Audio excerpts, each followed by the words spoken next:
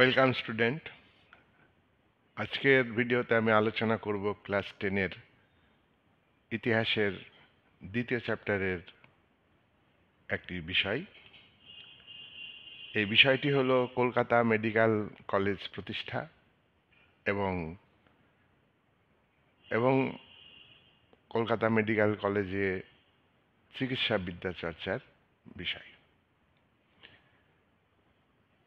Lord William Bentinck governor ছিলেন 1828 থেকে 1835 সালে। গভর্নর বেন্টিঙ্ক 1835 সালেই কলকাতা মেডিকেল কলেজ প্রতিষ্ঠিত করেন, কিন্তু এই সময়ের আগে কলকাতাতে তিনটি চিকিৎসা শাস্ত্র চর্চার জন্য, চিকিৎসা বিজ্ঞান চর্চার জন্য শিক্ষা প্রতিষ্ঠান গড়ে ওঠে। 1822 সালে স্কুল ফর নেটিভ ডক্টরস চিকিৎসা শাস্ত্র চর্চার জন্য গড়ে ওঠে এবং এখানে বাংলা ভাষাতে চিকিৎসা বিষয়ে পড়ানো হতো। দ্বিতীয়ত 1826 সালে সংস্কৃত কলেজে আয়ুর্বেদ চিকিৎসার বিষয়ে চর্চা করা হতো এবং তৃতীয়ত 1826 সালেই কলকাতাতে মাদ্রাসায় ইউনানি চিকিৎসা সম্পর্কিত বিষয় পড়ানো হতো। এই তিনটি শিক্ষা প্রতিষ্ঠানে যে চিকিৎসার বিষয়ে পড়ানো হতো,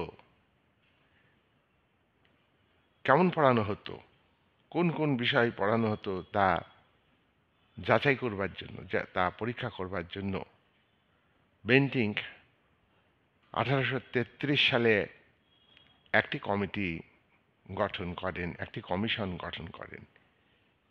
এই কমিশন গঠন করেন সিজে গ্র্যান্টের নেতৃত্বে। এই কমিশন হলো মেডিকেল কমিশন। এই কমিশন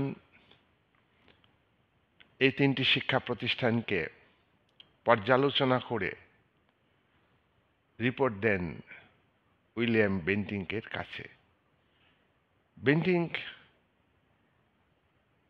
এই রিপোর্ট পর্যালোচনা করে তিনটি চিকিৎসা শাস্ত্র কেন্দ্র, চিকিৎসা চর্চা কেন্দ্র বন্ধ করে দেন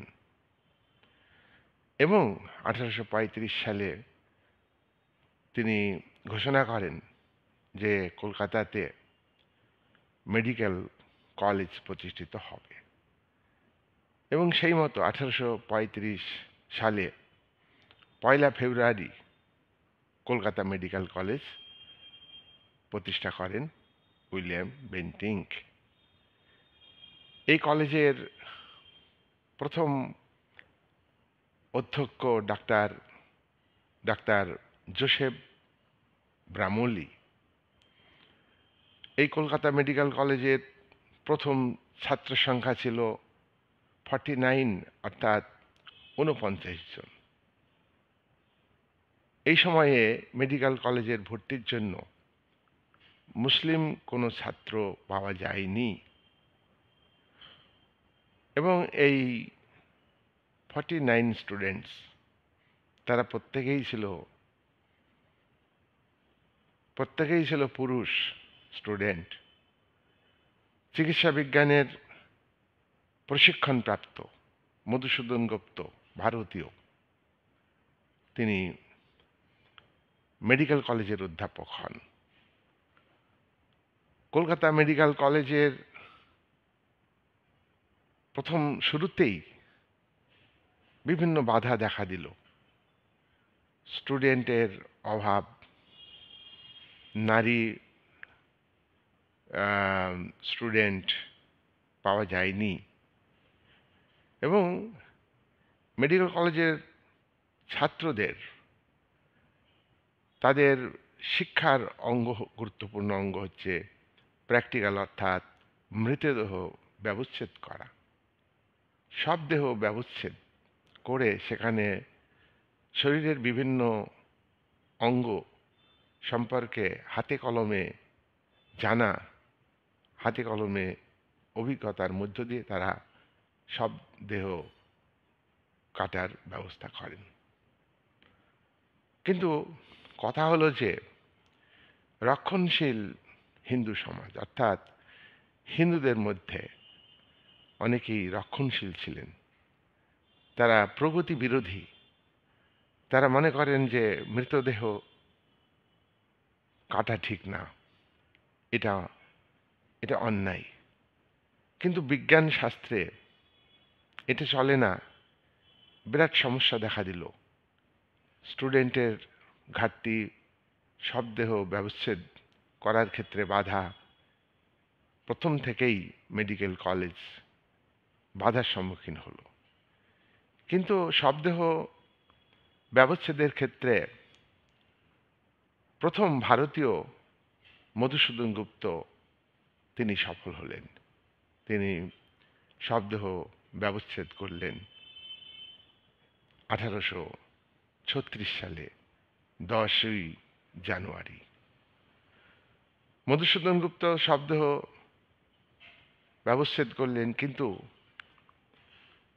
এই নিয়ে একটা বিতর্ক দেখা দিল। শবদেহ কি সত্যি সত্যি মধুসূদন গুপ্ত ব্যবচ্ছেদ করেছেন?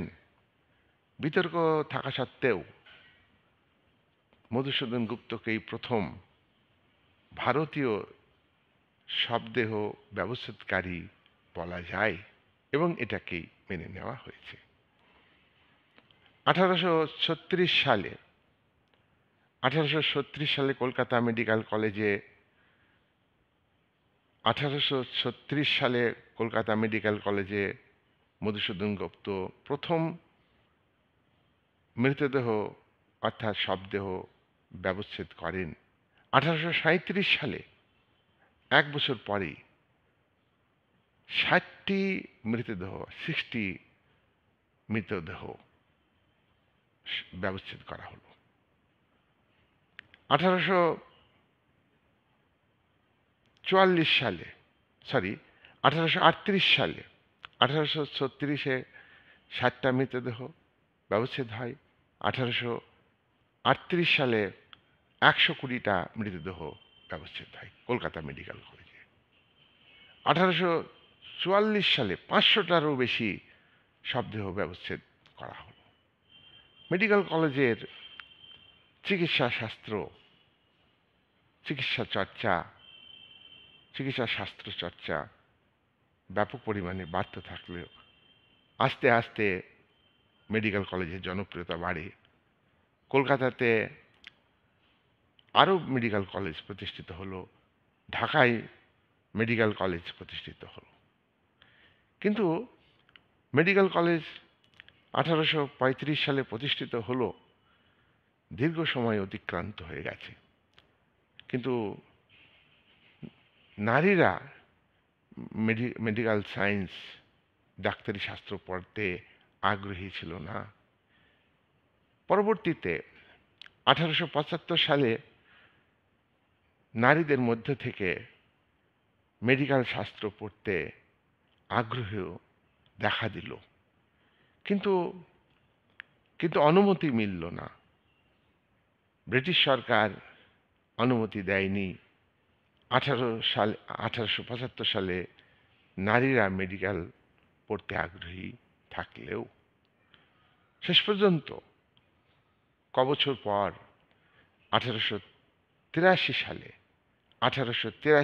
সালে কাদম্বিনী গাঙ্গুলি প্রথম মেডিকেল কলেজে ডাক্তারি পড়ার অনুমতি পেলেন।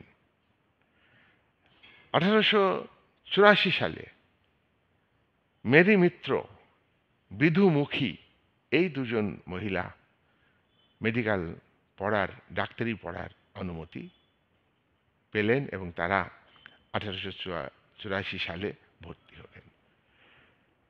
এই হলো কলকাতা মেডিকেল কলেজের প্রতিষ্ঠা এবং কলকাতা মেডিকেল কলেজ কিভাবে পরিচালিত হয়েছে প্রথম দিকে, সেই সম্পর্কিত আজকে আলোচনাটা খুবই গুরুত্বপূর্ণ। এখানে তোমাদের শর্ট কোশ্চেন আসতে পারে, ইম্পর্ট্যান্ট আছে। কলকাতা মেডিকেল কলেজ কবে প্রতিষ্ঠিত হয়? 1835 ফেব্রুয়ারি, 1 ফেব্রুয়ারি। কলকাতার মেডিকেল কলেজের প্রথম ভারতীয় অধ্যাপক কে? মধুসূদন গুপ্ত। কলকাতা মেডিকেল কলেজে প্রথম শবদেহ ব্যবচ্ছেদ কত সালে হয়? 1836। 1837 সালে কটি মৃতদেহ ব্যবচ্ছেদ হয়? 60টি। 1838 সালে কটি মৃতদেহ বা শবদেহ ব্যবচ্ছেদ হয়? 120টি। 1844 সালে কটি শবদেহ বা মৃতদেহ ব্যবচ্ছেদ হয়? 500-রও বেশি। প্রথম নারীদের মধ্যে থেকে মেডিকেল পড়তে আগ্রহী হয় কত সালে? 1875 সালে। প্রথম আগ্রহী হলেও অনুমতি পেয়েছে কি? পায়নি। প্রথম কে মেয়েদের মধ্যে মেডিকেল কলেজে ভর্তির অনুমতি পান? কাদম্বিনী গাঙ্গুলি। তারপর 1884 সালে কজন নারীদের মধ্যে থেকে মানে মেডিকেল পড়তে অনুমতি পান? 2 জন। তাদের নাম কি? মেরি মিত্র এবং বিধুমুখী বসু। এই 2 জনের নাম করবে। এইভাবে ভিডিওটা আমি করলাম। তোমরা ভিডিও চালিয়ে শর্টগুলো খুব ইম্পর্ট্যান্ট, খাতায় লিখে নেবে। আজকের মতো আলোচনা এখানেই আমি শেষ করলাম।